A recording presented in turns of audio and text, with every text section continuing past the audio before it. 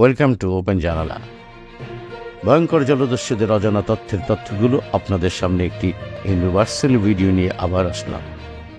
নিয়মিত আপডেটের জন্য ওপেন জানালা সাবস্ক্রাইব করুন। এর আগে সোমালীয় জলদস্যুদের ভিডিওর সময় কমিটমেন্ট করেছিলাম এই ভিডিওটি দিব, তাই কমিটমেন্ট রক্ষা করলাম।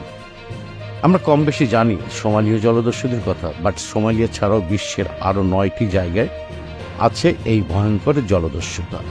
বিনা শ্রমে বিনা পুঁজিতে আদিম এই জলদস্যুতা, হাইজ্যাকিং, পাইরেসি, রবারি, ডাকাতি এই ডিজিটাল যুগেও চলছে। গল্প, উপন্যাস এবং সিনেমাকেও হার মানায় এইসব ভয়ঙ্কর জলদস্যুদের অ্যাকশন এবং সাহসিকতার।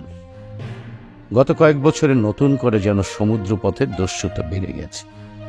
এশিয়া ও আফ্রিকার অত্যন্ত ঝুঁকিপূর্ণ এমন সব দেশ আছে ভয়ঙ্কর এই জলদস্যুদের দল। So don't সময় নষ্ট, let's start on main topics. Malacca প্রণালী ভারত মহাসাগর এবং প্রশান্ত মহাসাগরের মধ্যে সমুদ্রপথের মেইন চ্যানেল, যা এশিয়ার 1 ডজন দেশের অর্থনীতিকে বেগবান করে। মালাক্কার অববাহিকার দেশ ইন্দোনেশিয়ার সুমাত্রা দ্বীপ, মালয়েশিয়া আর থাইল্যান্ডের এক প্রান্ত ঘিরে আছে এই প্রণালী। ভারত মহাসাগরের বুকে এই মালাক্কা প্রণালীতে জলদস্যুরা আক্রমণ করেই আসছে। সুয়েজ খাল, মিশর আর ইউরোপের দিকে যাত্রাপথে মালাক্কা প্রণালী অতিক্রমের সময় জলদস্যুরা জাহাজগুলোকে হাইজ্যাক বা জিম্মি করে থাকে। তবে ইন্দোনেশিয়া, মালয়েশিয়া, সিঙ্গাপুরের সরকারসমূহ মিলে পরিস্থিতির অনেকটা সামলে নিয়েছে। দক্ষিণ চীন সাগরে জলদস্যুরা মূলত মালয়েশিয়ান এবং ইন্দোনেশিয়ানরা। এরা খুবই দুর্ধর্ষ। মালয়েশিয়ার সমুদ্র সীমাতেই ঘটে এই দস্যুদের আক্রমণ। অ্যাডেন উপসাগর, লোহিত সাগরের ঢোকার মুখে এই অ্যাডেন উপসাগরে জলদস্যুদের উৎপাত খুব বেশি। সুয়েজ খালের দিকে যাওয়া পণ্যবাহী জাহাজগুলোকে এরা বেশি ধরে। এটি আরেক জলদস্যু প্রবণ এরিয়া, যা সোমালিয়ার খুব কাছে।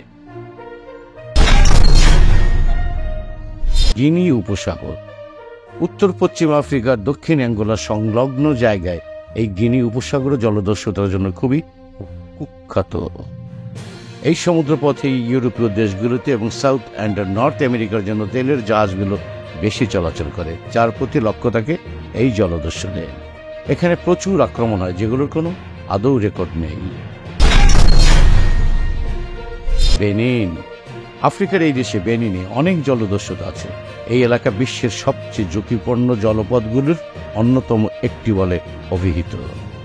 এখানকার জলদস্যুদের সহজে ধরা যায় না, এরা খুবই বিপজ্জনক এবং হিংস্র। নাইজেরিয়া আফ্রিকার পশ্চিমের একটি দেশ।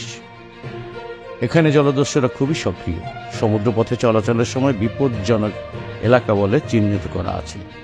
নাইজেরিয়ান আইন শৃঙ্খলা বাহিনীর নিয়ন্ত্রণ এখানে অকার্যকর, তাই জলদস্যুরা বেশ বেপরোয়া। আবার হাইজ্যাক্ট জাহাজের নিয়ন্ত্রণ কে আগে আক্রমণ করবে এই নিয়ে এখানকার জলদস্যুদের সঙ্গে সোমালীয় জলদস্যুদের লড়াই চলতেই থাকে। এই অঞ্চলের দারিদ্রতার জন্যই জলদস্যুতা বৃদ্ধি পাচ্ছে দিন দিন।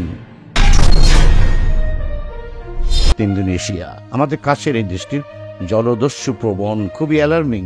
আন্নাম্বাস, নাতনা আর মেরুন ডান আইল্যান্ডে এদের উৎপাত বেশি। এদের বিশেষত্ব একটি দিক হলো এখানকার জলদস্যুরা দিনে নয়, রাত্রে আক্রমণ করে থাকে। অ্যারাবিয়ান সি, ওমান উপসাগরের এলাকাতেই জলদস্যুদের অবাধ বিচরণ। আরব সাগরে জাহাজ চলাচলে, তাই মোটা অঙ্কের ইন্স্যুরেন্স কাভারেজ করতে হয়। ইন্ডিয়ান ওশান, সোমালিয়ান জলদস্যুরা মূলত ভারত মহাসাগর জুড়ে তাদের অপরাধমূলক কর্মকাণ্ড চালায়। ভারত মহাসাগর পার না হয়ে কোনো দিকে যাওয়া যায় না, তাই এড়ানো সম্ভব নয় এই রুটটি। আগে এই সমুদ্রপথটি বেশ নিরাপদ ছিল, কিন্তু এখন প্রায় জলদস্যুরা আক্রমণ করে। সচেতন যারা ওনার্স, জাহাজ মালিক অনবোর্ড সিকিউরিটি নিয়ে থাকেন। আশা করি আপনাদেরকে বোঝাতে সক্ষম হয়েছি। No more today, thanks all, bye by.